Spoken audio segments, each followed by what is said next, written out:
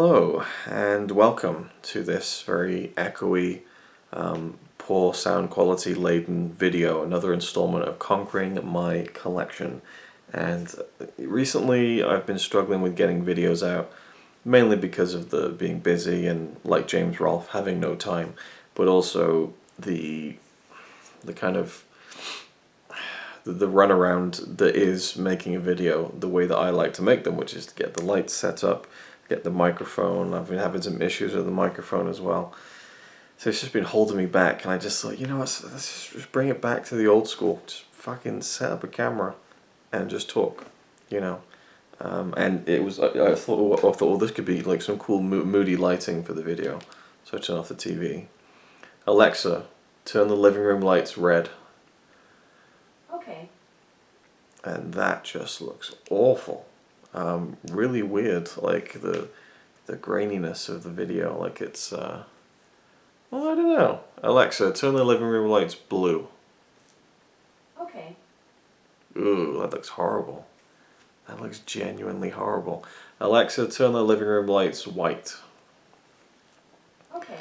And then I get the TV on, illuminate myself a little bit more. Anyway, so I need to let go of the audio visual bollocks that doesn't really matter. And so tonight, it's about 1 o'clock in the morning, I've decided to revisit Halloween, the original 1978 John Carpenter. So there's a lot to say before I get into it, and I don't want to like do a massive review on it or anything, but hey, it's me. But I've been itching to get I'll leave that in for free. I've been itching to try the Halloween series. I really like working my way through a horror franchise, even when it's like really shitty sequels, because there's just something enjoyable about watching a whole franchise, you know. There's not a lot of them in terms of the big heavy hitters that I haven't seen. So I think 10 years ago now was when I first started doing this. And I guess I only really did it twice, to be completely honest. But the first one we did was Nightmare on Elm Street. We watched all of those 10 years ago, 2011. Loved it. Not great films, but it was just such an enjoyable little journey.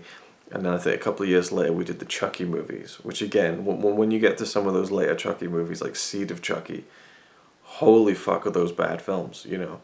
But it was part of the journey was enjoyable. So then I thought, well, next would be Halloween or Friday the 13th.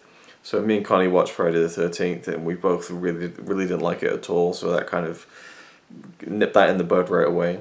And then we did Halloween, and neither of us really enjoyed it. So this is the interesting thing with the original Halloween, which I have right here in the 4K Steelbook version. Very, very nice. I love this. The artwork on this is really, really cool.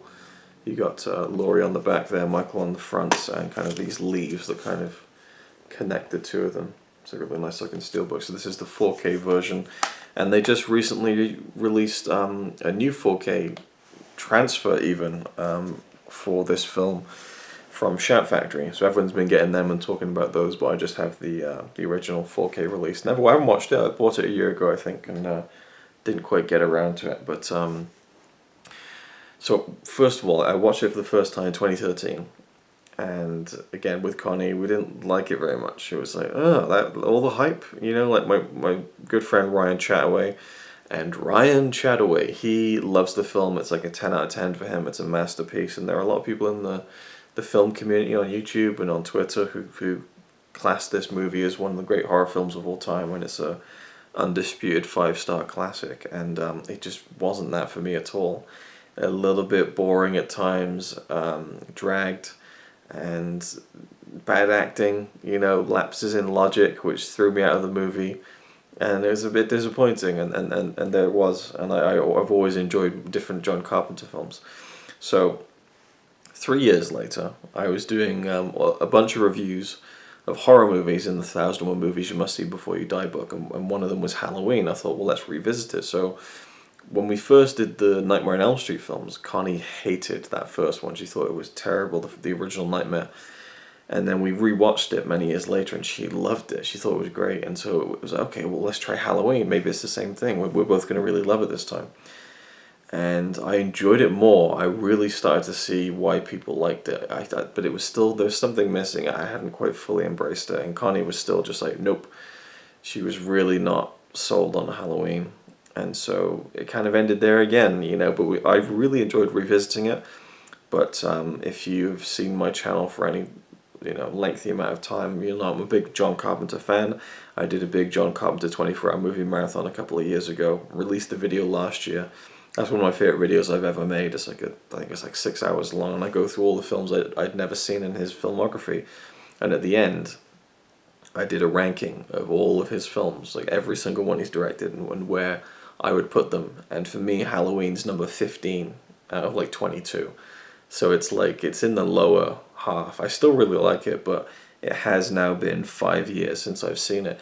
Now I have the 4K, and now, to be honest, I have maybe the luxury of watching it on my own without Connie, because I'm sure there would have been parts in that where she was scoffing or like, oh, this is ridiculous or whatever. So just my own thoughts. Third time lucky, maybe not. I'm not gonna like put it on or anything and say, wow, it's a masterpiece now, what a great moment for Luke in cinema. No, but I just think that it would be intriguing to check it out. And also, I'm sorry, this is such a long intro, but again, it's me.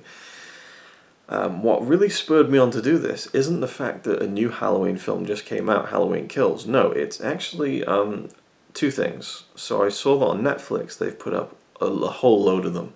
So there's the original, there's Halloween 2, Halloween 3, Season of the Witch, Halloween 4, whatever that one's called, Halloween 5, whatever that one's called. I know that there's 6, and then there's H2O, and then Resurrection, and then the Rob Zombie films, and I think that's it. And then obviously the most recent trilogy that we're in the middle of right now. So I've only seen Halloween and Halloween, the 2018 version and the 1978 version.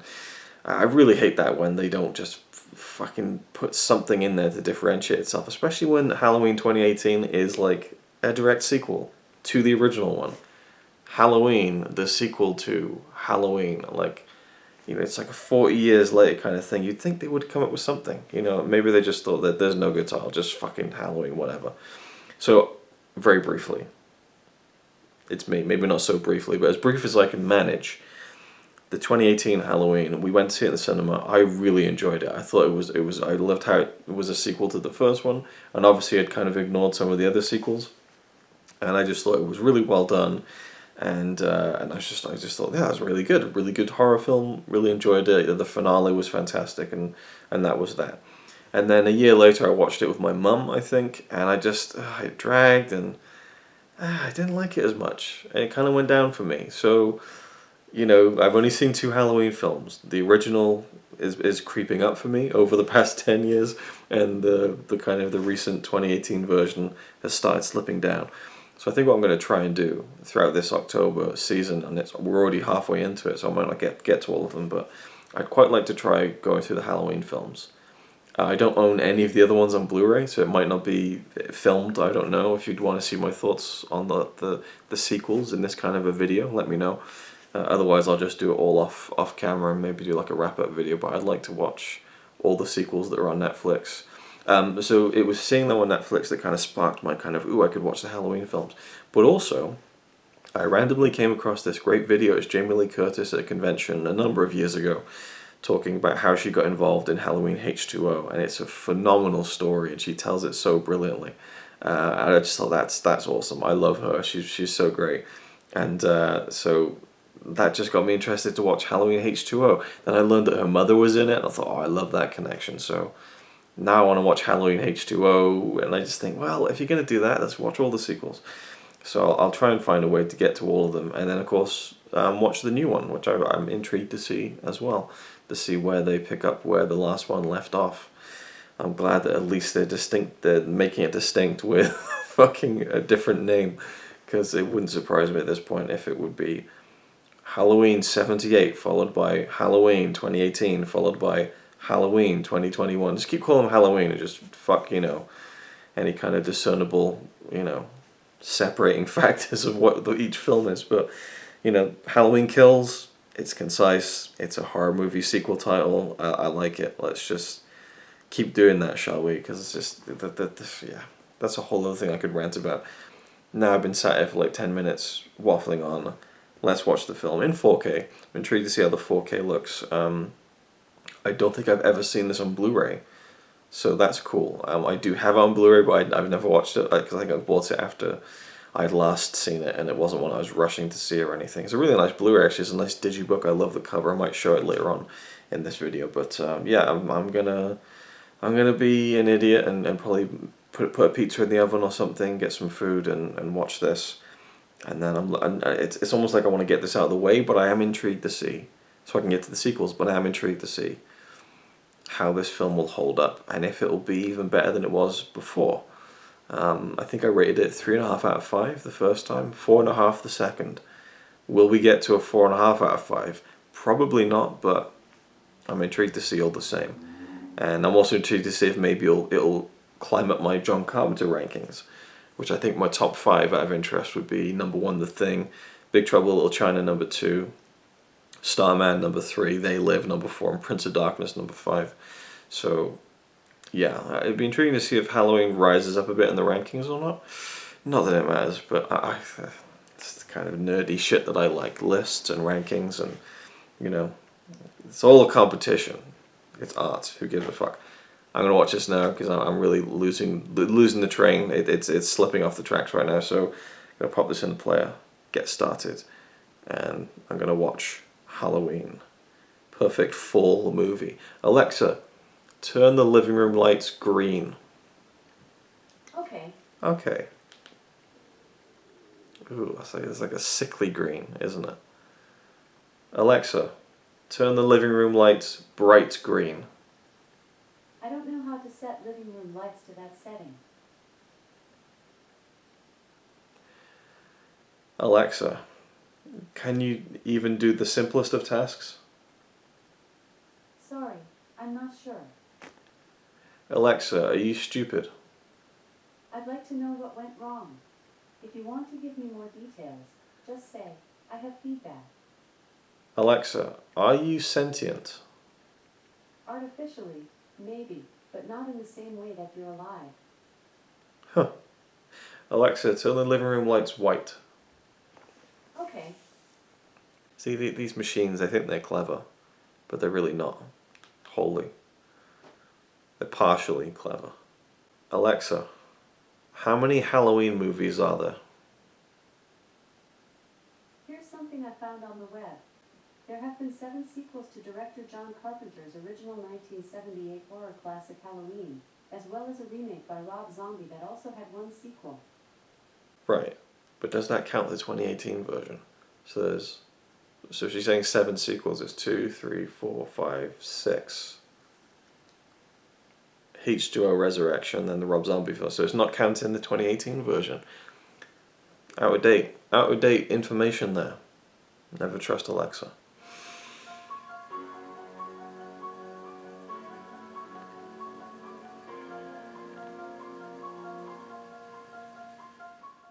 A whole pepperoni tiger crust pizza, just for me.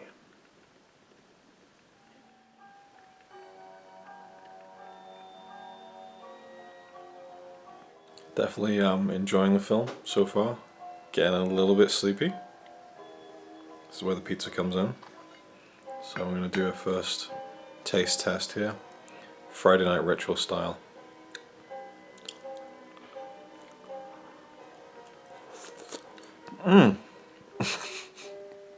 It's good. A piece of the cheese flew down and hit my chin. It was still really hot. Anyway, on with the film.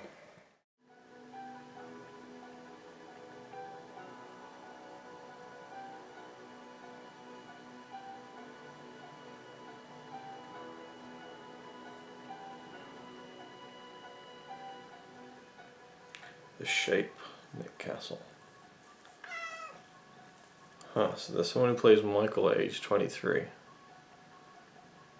Interesting.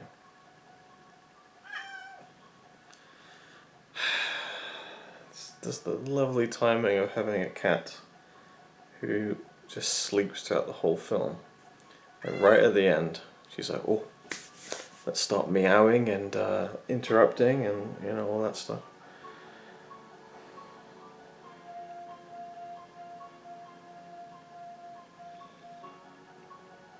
Wow, I've done a complete turnaround on this. I think that's genuinely the greatest horror film ever made. The 4K just really really opened my eyes to how brilliant this film really is. Watch me get flagged for this music now.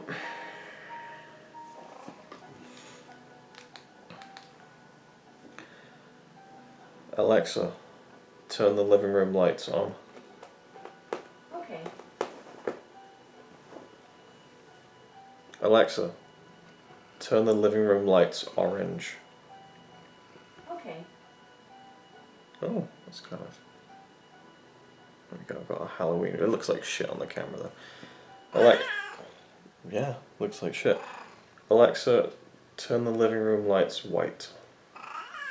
Okay. Okay. So, Halloween, and actually, before I talk about the film, I should probably just sort the cat out because she's almost disassembling the tripod with her mouth. Alright, Halloween, 1978, 43 years ago. What did I think? I hate to say it, I'm a dirty, rotten liar. It's about the same for me. I was kidding earlier. I can see why it has the reputation. I can see why people think it's one of the greatest horror films of all time. It just isn't quite for me. I love the idea of Halloween more than I love the film itself. I love the technique of Halloween more than I enjoy the film itself. There still just seems to be something a little bit lacking. And it's not to say that it's a bad film, it's just judging it against the barometer of classic horror movie status. And even judging it against lesser praised John Carpenter films that I think, for me, are more memorable and executed, well, I wouldn't say executed better, but this isn't even my favourite John Carpenter film from 1978, I don't think. I'm pretty sure that he released Somebody's Watching Me in this same year. If he didn't, it's fairly close to a TV movie that he made. Pretty much Carpenter does Hitchcock and Rear Window, and I prefer that film, even though this film is much more accomplished. Somebody's Watching Me has better characters and better acting. And that really just does make the difference. I know it's a horror movie, you don't come to horror movies for outstanding, award-winning performances. And I think Jamie Lee Curtis is fine. It's the friend character that I think I've always kind of found really unconvincing as an actress. I don't know much about the story behind this film. I don't know whether it's... I don't want to say she's not a professional actress. She may very well have been, I don't know, but she really stands out. But then you have Donald Pleasance, who is fucking incredible, generally speaking, and he, really, does a good job in this film, as you would expect. He really lends the weight towards the Michael Myers story. But I love the Michael Myers character. The look is just incredible. The mask, it's so iconic, because it's become one of those iconic things, and people know about the William Shatner thing and everything, but it's the boiler suit combination but it's not just the look, it's the way Carpenter presents the look. And I think one of the more potentially scary things for me in a film, a horror film, is something that happens in the daytime. So while I think the second half of the film is quite effective, and a lot of the scenes where the friend, Annie, I think her name was, is like walking around the house, and you see Michael's reflection, through the next window, and that white face is so stark against the blackness of the night that it's really, it is eerie and creepy. But the sequences where, say, Laurie is looking out from her classroom, and she just sees him standing there looking at her across the road. You know, that's creepy shit. You know, and it's the stuff that's in broad daylight that I think has more of a potency to it, more of a reality to it than anything else. And it's almost like the first half of the film is like a really like gritty, realistic kind of stalker thriller, and the second half is like, now we go into the realm of the supernatural, and this guy literally is the boogeyman. I like that aspect of it, and how the young boy is being told about the boogeyman and all of this. It's a recurring idea verbally, and then it kind of pays off at the end in a way. And I always did find it a bit weird that he essentially is this unstoppable killing machine, and there's no like viable way to stop him or kill him or hurt him. And I almost would have preferred it if he was a real person who was really fucked up in the head and was fallible in some kind of way where you could shoot him 6 fucking times and he wouldn't get up again. But you know, Carpenter has said it, he's a force of nature. It's this supernatural force. So that's the way that it is. And yeah, I don't know. Sometimes it drags in places, even though I don't really. I like how it takes its time, and I feel like I'm repeating myself. Even though we did the review for this 5 years ago. It'd be interesting to compare notes, I suppose. I didn't really go back and watch that to kind of, you know, I want to try and see what I thought without thinking about it again. So yeah, Donald Pleasence is very good. Jamie Lee Curtis is pretty good. The guy who plays Michael, you know, Nick Castle, there's the mannerisms, very subtle. It's a very good performance in a way, and it is possible to give a very good performance with no dialogue. But the one kill that always gets me is the like the one in the car is really effective, but when he just stabs the guy with a knife and he's pinned to the wall, where the point of pressure is on his stomach, it always just takes me out of it, because it's just so ridiculously stupid, you know.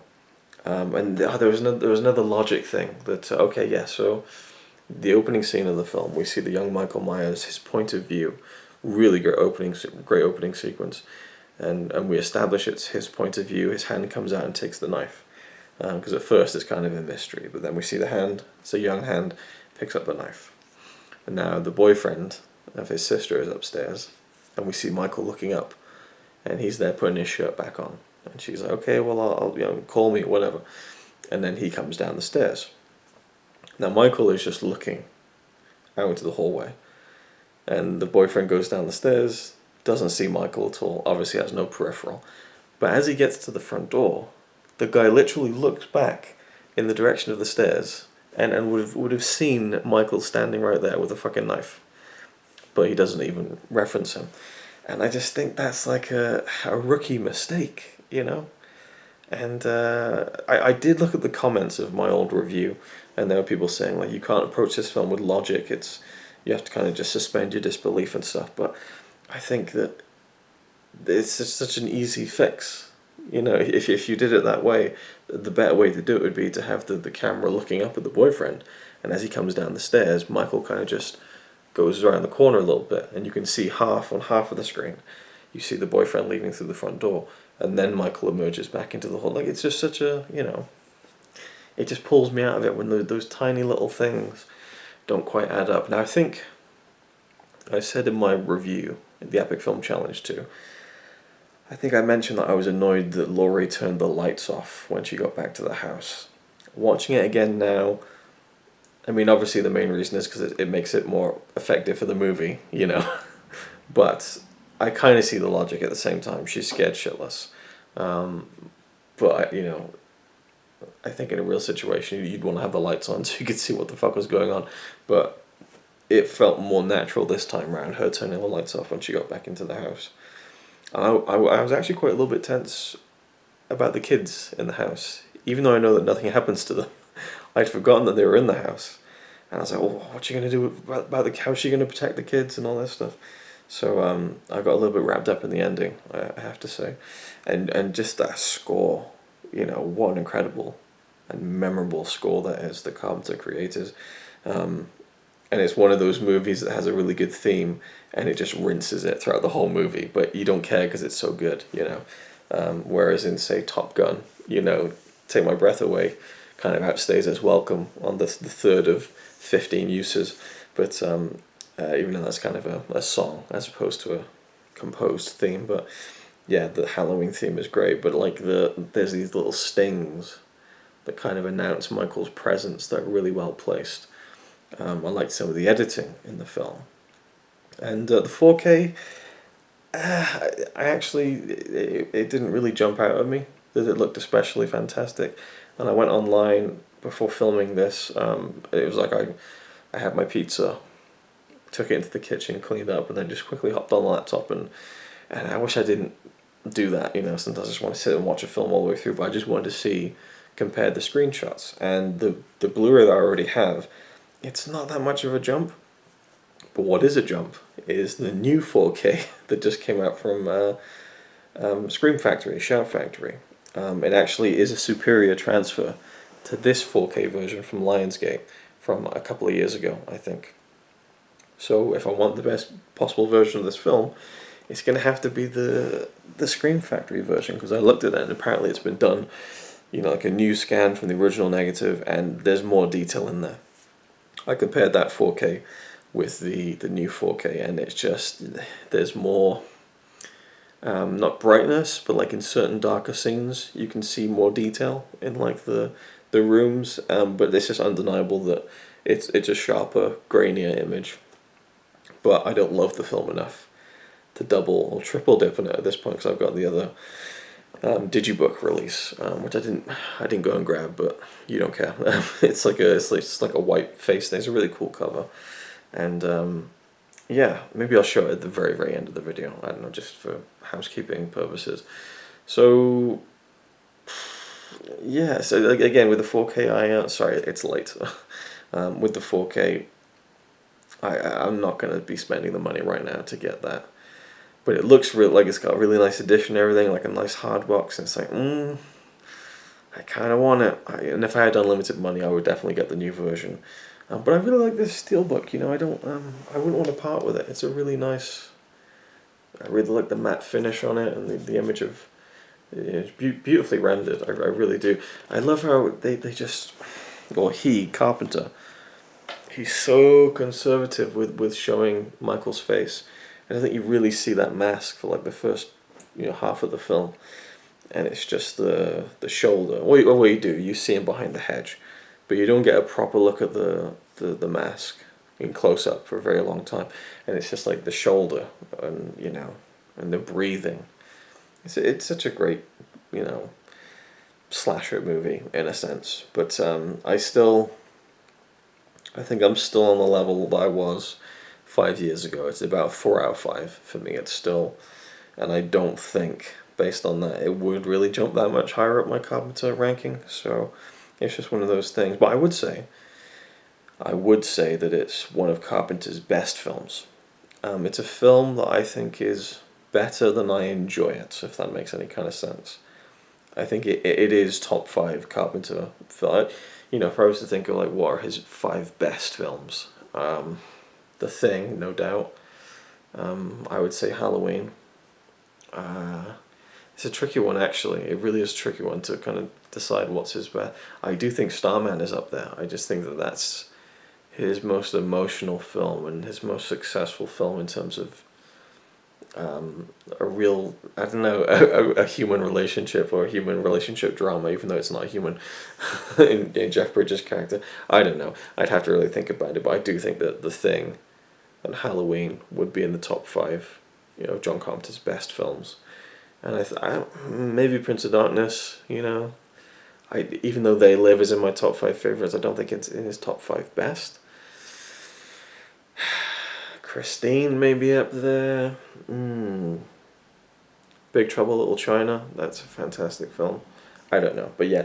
So, you know, as far as like where Halloween sits on my Carpenter favorites rankings, as opposed to where I think it's in his best, it's a huge difference. But yeah, so that's Halloween. You know, I do want to watch some of the special features. I haven't watched them. There's like an hour-long documentary about Jamie Lee Curtis going to conventions and stuff. There's a commentary with Carpenter and Jamie Lee Curtis I'd like to listen to. So I might rip the Blu-ray of that, get the commentary and listen to it, kind of as I'm doing other things maybe. But yeah, so I enjoyed going back to it. Yeah, I don't know. It's one of those things where I feel like I wish I could be more excited about it, you know. But it is a film that I like. I really like it, and it's a great film, you know. I think that the acting and the logic are kind of flaws, but I think that, you know, I mean, if I was to rate the film in terms of how good it was, it would be about 4.5 out of 5. But for me, I always rate them kind of for my own enjoyment. I think be 4 out of 5, just a little bit under that. But yeah, I think that you can let slide some of the acting, which isn't the best at times.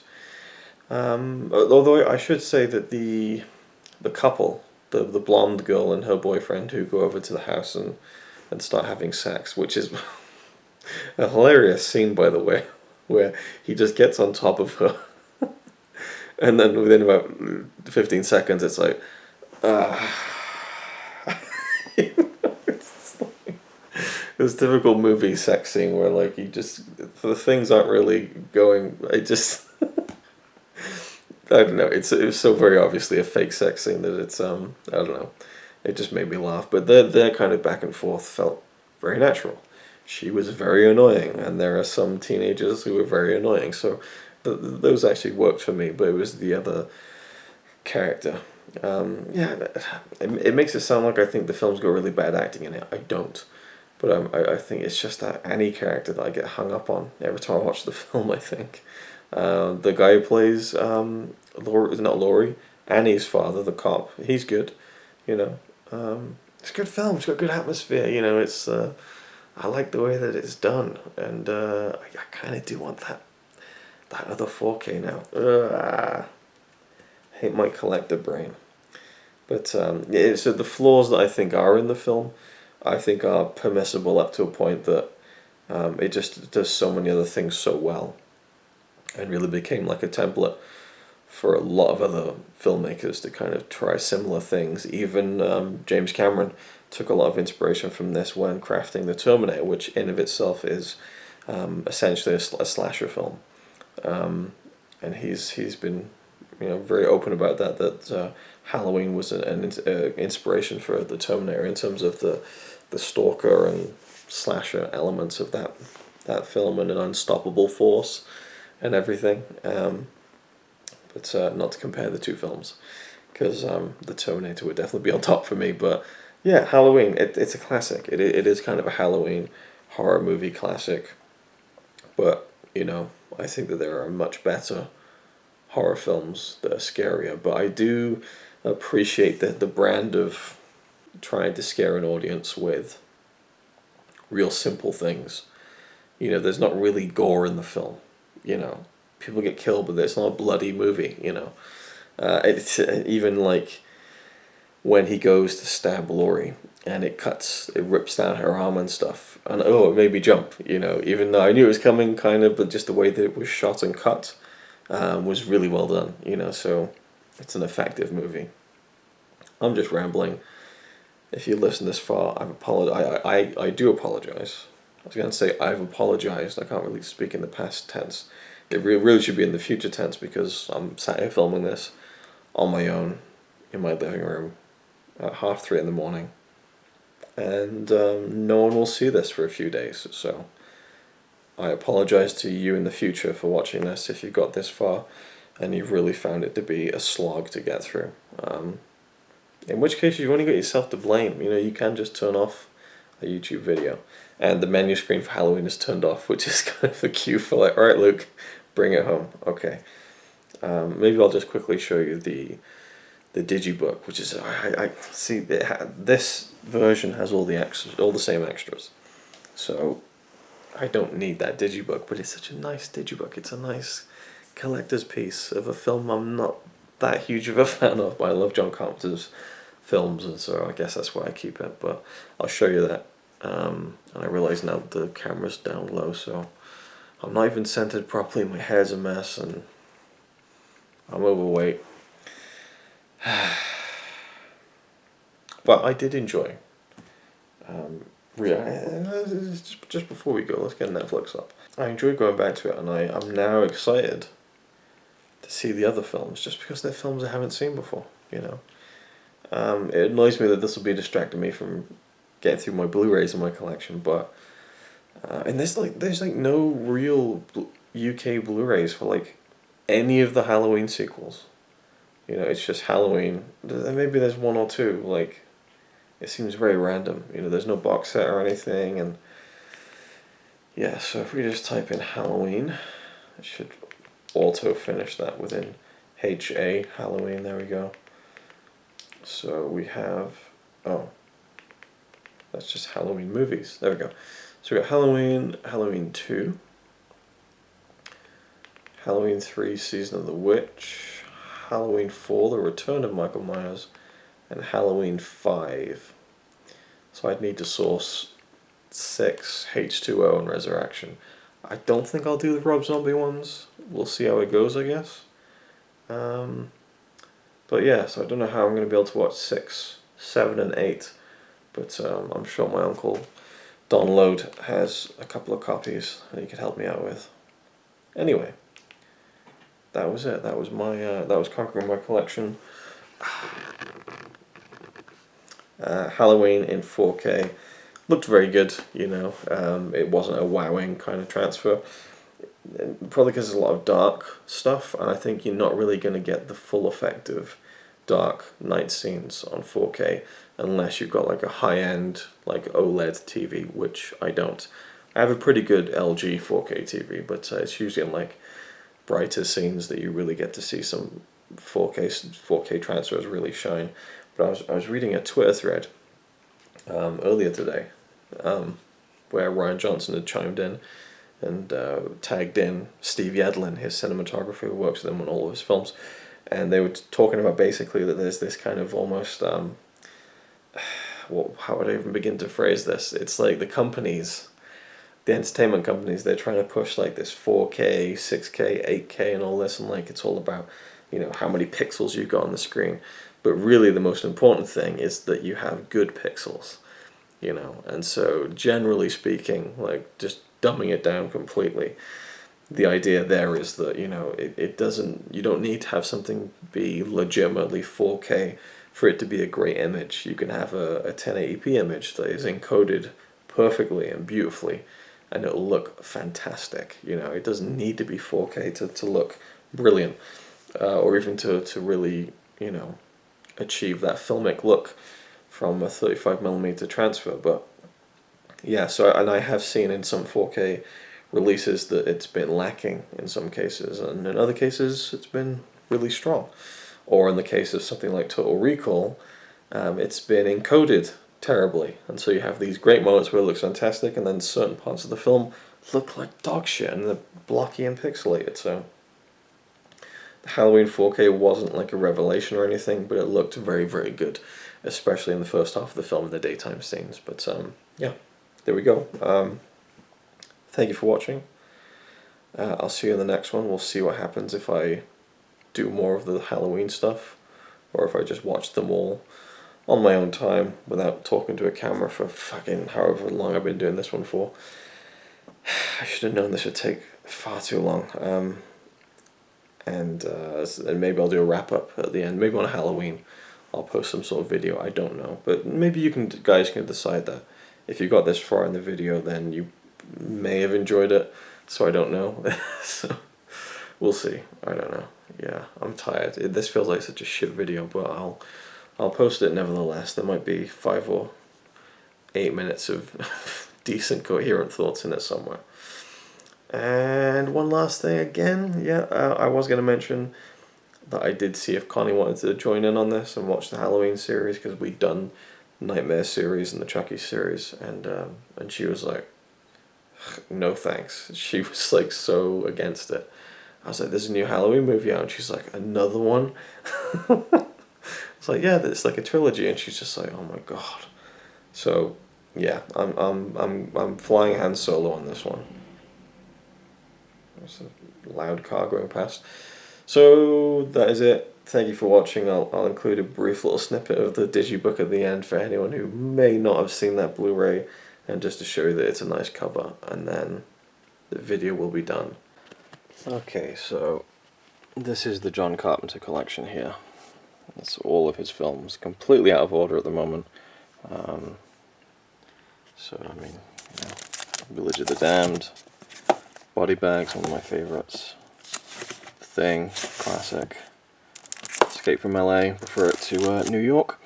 And sticking out amongst all the others is this beauty, the 35th anniversary edition. It's just gorgeous. I think the face is even, yeah, the face is slightly embossed, so you can kind of feel the contours of the mask on the thing. It's really, really nice. But yeah, I just like it so much. I'm going to keep it. Again, thank you for watching, and I'll see you next time.